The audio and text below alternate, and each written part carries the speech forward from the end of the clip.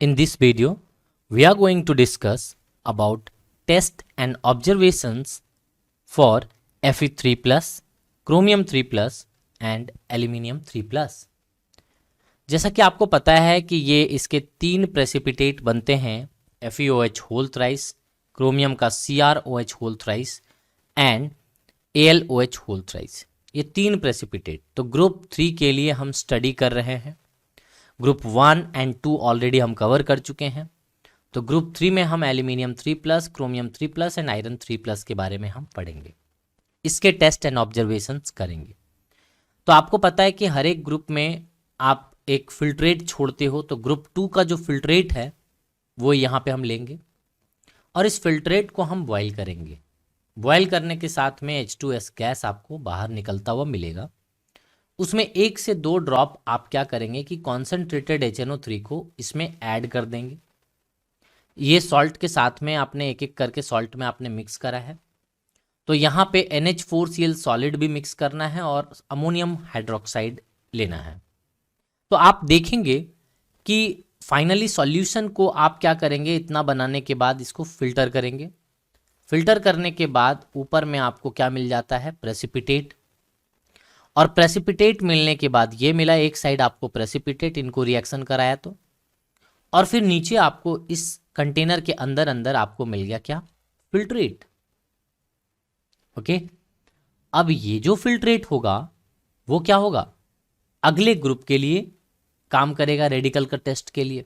तो filtrate move to the 4th group, है ना। जैसे यहाँ पे 2nd ग्रुप का हम फिल्ट्रेट यूज कर रहे हैं, उसी तरीके से 4th ग्रुप में हम 3rd ग्रुप का फिल्ट्रेट यूज करेंगे, क्योंकि आपको पता है रेडिकल टेस्ट में ये यूज में आता है। अब मुझे इस फिल्ट्रेट से अभी तो फिलहाल कोई मतलब नहीं, अब मुझे इस पीपीटी से मतलब है। तो इस पीपीटी से अब अपन टेस्ट करना चाहते हैं और इसको टेस्ट करके हम फाइनली पता कर लेंगे, इसके ऑब्जर्वेशंस एंड टेस्ट दोनों हम समझ लेंगे कि कैसे हमें इसके किसी भी सॉल्ट में मौजूद है या नहीं है। ये सब रेडिकल्स जो बेसिक रेडिकल है इसके बारे में हम देखना चाहते हैं। तो प्रेसिपिटेट हमारा 3 तरह के टोटल प्रेसिपिटेट अपने पास मिला है और वो 3 प्रेसिपिटेट आपको यहाँ पे देख सकते हो। पहला जो है जिलेटिनस वाइट प्रेसिपिटेट आपको AlOH होल थ्राइस का मिल जाता है और रेडिश ब्राउन कलर का आपको FeOH होल थ्राइस मिल जाता है और ग्रीन कलर का CrOH होल थ्राइस। ये 3 प्रेसिपिटेट आपको मिलते हैं। एक एक करके हम तीनों के बारे में देखेंगे। सबसे पहले इसको क्या करिए कि डाइल्यूट HCl में आप इसको डिसॉल्व कर दीजिए। तो जैसे ही डाइल्यूट HCl में आप डिसॉल्व करेंगे, आपको फाइनली प्रोडक्ट में AlCl3 मिलेगा। अब इस AlCl3 को आप एक्सेस NaOH से पास करा दीजिए, ऐड कर दीजिए उसमें excess amount of sodium hydroxide, ये सॉल्यूशन। तो आपको वहां पे वाइट प्रेसिपिटेट जो है वो डिसॉल्व इन एक्सेस प्रेसिपिटेंट्स NaAlO2 इसमें आपको देखने को मिलेगा। उसके बाद आपको सिंपली क्या करना है कि अमोनियम क्लोराइड को ऐड करके और उसको हीट कर दीजिए।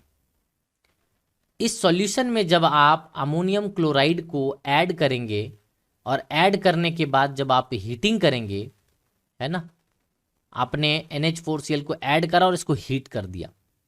तो हीट करने के बाद फाइनली अगर gelatinous white precipitate AlOH whole thrice का प्योर फॉर्म मिल गया, समझ लेना कि यहाँ पे ये कलर दिखते ही आप समझ जाओगे कि एल्यूमिनियम 3+ है। तो ये सारे टेस्ट ऑब्जर्वेशन करते हुए हमें ये पता चलता है कि जो भी अपना सॉल्ट था उसमें एल्यूमिनियम का प्रेसिपिटेट, मतलब एल्यूमिनियम का कंटेंट था, बेसिक रेडिकल था। सिमिलरली हम आयरन के लिए चेक कर सकते हैं।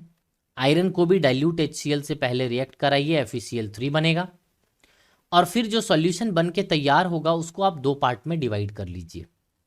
पहले कंटेनर में आपको कुछ इस तरीके से रख देना है और दूसरे कंटेनर में सैंपल को कुछ ऐसा रख देना है।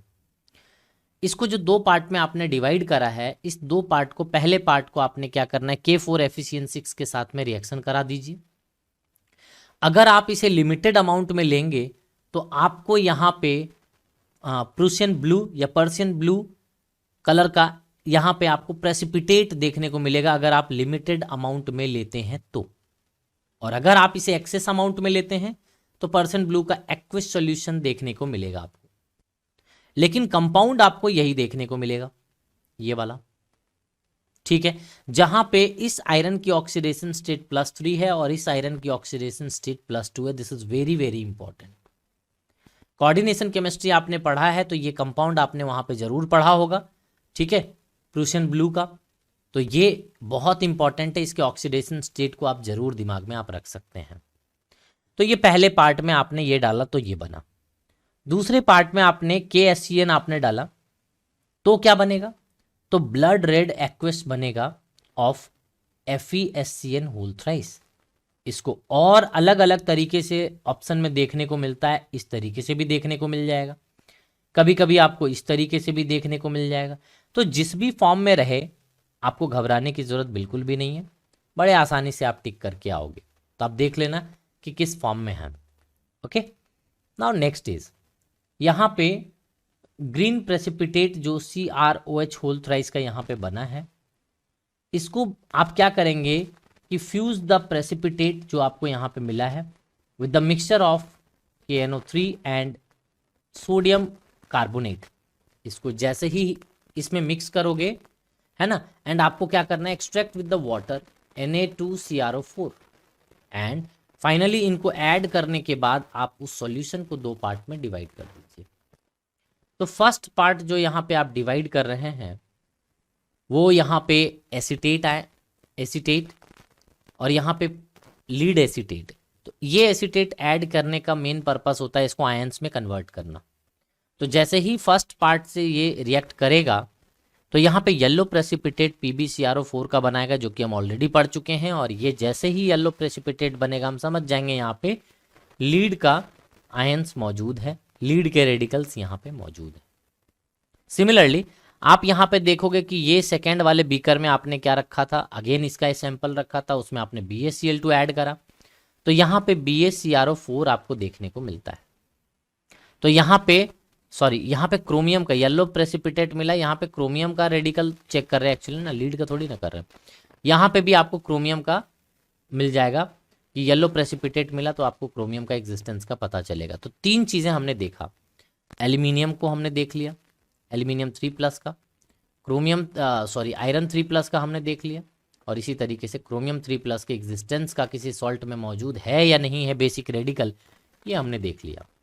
नाउ नेक्स्ट इज कि अगर आपको थोड़ा सा यहाँ पे प्रिकॉशन देना है, देखिए कि कॉन्सेंट्रेटेड HNO3 इज एडेड, क्योंकि स्ट्रॉन्ग ऑक्सीडाइजिंग एजेंट है बेटा, ये स्ट्रॉन्ग ऑक्सीडाइजिंग एजेंट है। तो ये क्या करेगा, आयरन 2+ जितना भी होगा उसको आयरन 3+ में कन्वर्ट कर देगा, इसका काम है। अमोनियम क्लोराइड को जो भी आप लेंगे तो थोड़ा सा बहुत कैलकुलेटेड वे में लेना पड़ेगा, मतलब थोड़ा एक्सेस में ले लेना, इतना भी ज़्यादा मत ले लेना कि मतलब क्रोमियम का प्रेसिपिटेट ही ना बने। तो यहाँ पे अगर बहुत एक्सेस में ले लेते हो, अगर एक्सेस में मतलब लोगे, NH4Cl should be added in the excess, है ना, अदरवाइज क्या करेगा कि जिंक, मैंगनीज और मैग्नीशियम जो है ना वो प्रेसिपिटेट बना करके बैठ जाएंगे। आयरन, क्रोमियम और यहाँ पे जो एल्यूमिनियम का जो बनाना चाहते हो वही पीछे रह जाएंगे, ये लोग पहले बना के बैठ जाएंगे। और अगर बहुत मतलब मच एक्सेस अगर ले लेते हो तो वो भी बहुत हार्मफुल है, क्या करेगा कि क्रोमियम प्रेसिपिटेट देगा ही नहीं एंड एल्यूमिनियम में फॉर्म कोलॉइडल सॉल्यूशन। तो ये सब डर है, इसीलिए बहुत कैलकुलेटेड मैनर में आपको हर एक रिएजेंट को यूज करना होता है, ठीक है। अब देखिए किसमें कौन सॉल्युबल है, ये चीज भी आपको पता होना चाहिए। जैसे एक्सेस NaOH है, FeOH होल थ्राइस किसी में भी सॉल्युबल नहीं है, not soluble. Excess ammonium hydroxide में भी सॉल्युबल नहीं है। AlOH होल थ्राइस इसमें सॉल्युबल है, NaOH में क्या बनाएगा प्रोडक्ट आप देख लीजिए, है ना, सोडियम एल्यूमिनियम हाइड्रोक्साइड ये बनाएगा। फिर यहाँ पे इसके साथ में कोई सॉल्यूशन नहीं देगा, जबकि सोडियम NaOH के साथ में यहाँ पे क्रोमियम का हाइड्रोक्साइड देगा, एक कॉम्प्लेक्स कंपाउंड बनाएगा।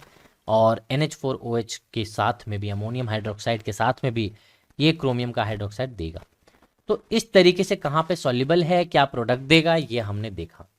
फाइनली हमने यहाँ पे समअप करते हैं कि Al3+ एंड यहाँ पे Cr3+ एंड Fe3+, ये तीनों का यानी कि थर्ड ग्रुप के कैटायन का यानी कि बेसिक रेडिकल का हमने यहाँ पे टेस्ट एंड ऑब्जर्वेशंस देखे।